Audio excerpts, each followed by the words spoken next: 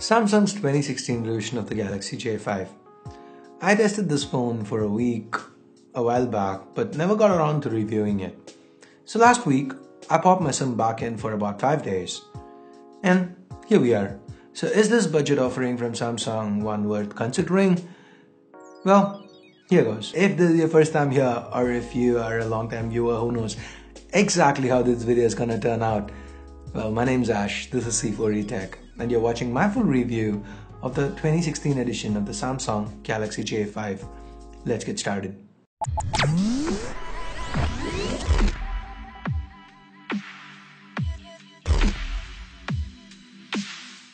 So let's start with the area where Samsung's made the most improvements, the build.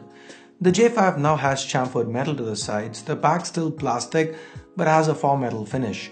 This means the J5 doesn't feel cheap, actually feels kinda nice in hand. And though the display is grown by 0.2 inches, it still manages to remain optimized for single-handed usage. We have the power button to the right, nothing up top, meaning no secondary noise cancelling microphone. The volume rockers can be found to the left, and at the bottom we have the primary microphone, micro USB port and a 3.5mm headphone jack. Note that this phone has support for USB OTG. To the front, on top, we have a 5-megapixel front-facing camera, earpiece, sensors and an LED light. Just like with last year's J, this is not a flash, just a light that you can turn on and off. Below that, we have the 5.2-inch display, and at the bottom, we have the familiar keys which still aren't backlit. Turning the phone around, we have an 8-megapixel rear camera with a single LED flash and a speaker. Samsung branding can be found below. This back is user removable, and inside we have 2 SIM slots and a micro SD card slot. The battery capacity is increased now. It's 3100 mAh, up from 2600 on its predecessor. But that doesn't really seem to do much. The battery life of this phone was okay, about average I'd say. In the time I spent with it, the J5 managed to get me through a day of moderate usage on a single charge, almost every day. But if you are a heavy user, you might find yourself having to search for an outlet before the day is done. Samsung has provided some power saving options, including the ultra power saving mode to help you get more out of those last few percentage, and they do work well. Overall, the battery life is not bad, but at the same time is not what I would expect from a Samsung phone in this segment. Anyway, underneath the hood, the J5 is still powered by the same chip as last year, the old Snapdragon 410 chip.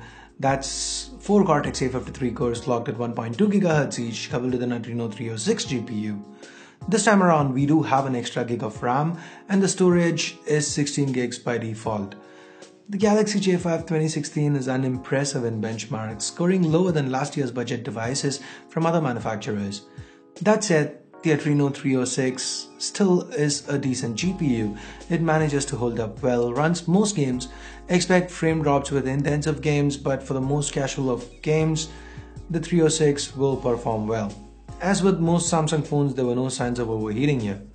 The audio via the internal speaker is still not too loud, but the audio via the earphones, cellular reception and call quality were all great. Like I mentioned earlier, the J5 2016 sports a larger 5.2-inch display, but the resolution is still 720p. This is a Super AMOLED display, but there's no mention of protection.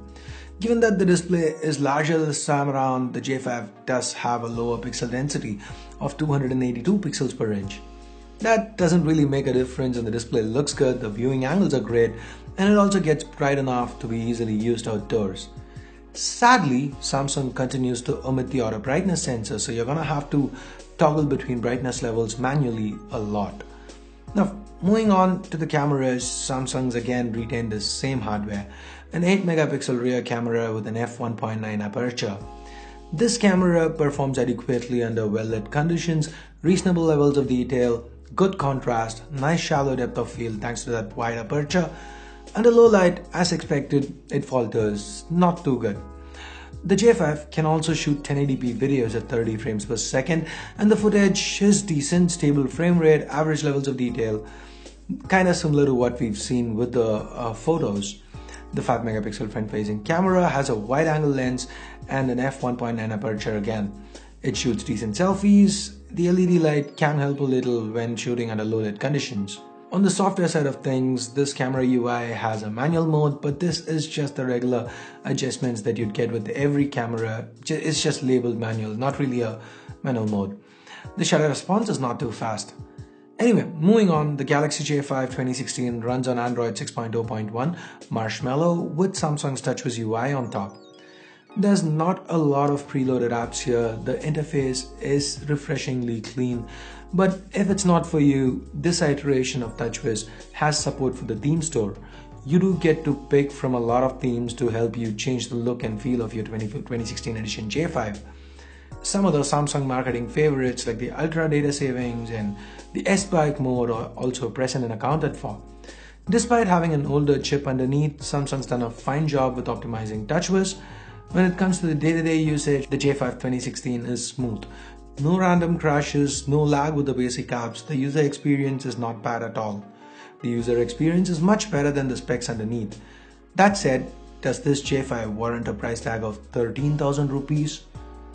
Well, from a build and design standpoint, the J5 is excellent. The extra battery doesn't hurt too. But at a time where the Chinese competition is throwing in things like fingerprint scanners, full HD displays, optical image stabilization, a full manual mode, it just feels lazy to not update the SoC and cameras for an entire cycle. It's almost like Samsung started designing a phone to compete with the competition, and by the time the design was done, someone walked in and said, "Damn, that's too much for this price segment. You know what? Let's leave the rest as it is from last year."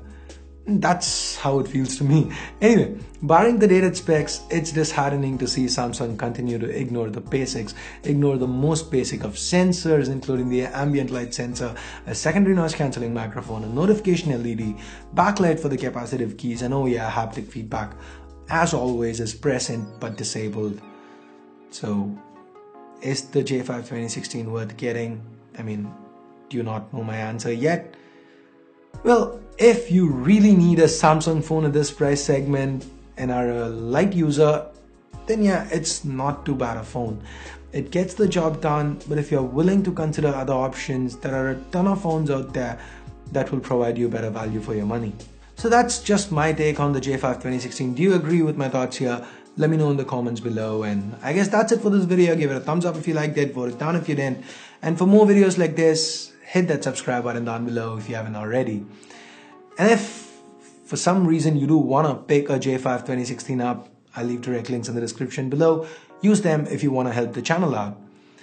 So I guess that's it for now. Thanks a lot for watching. Till next time, this is Ashia from C4E Tech signing off. You guys have a great day. Bye bye now.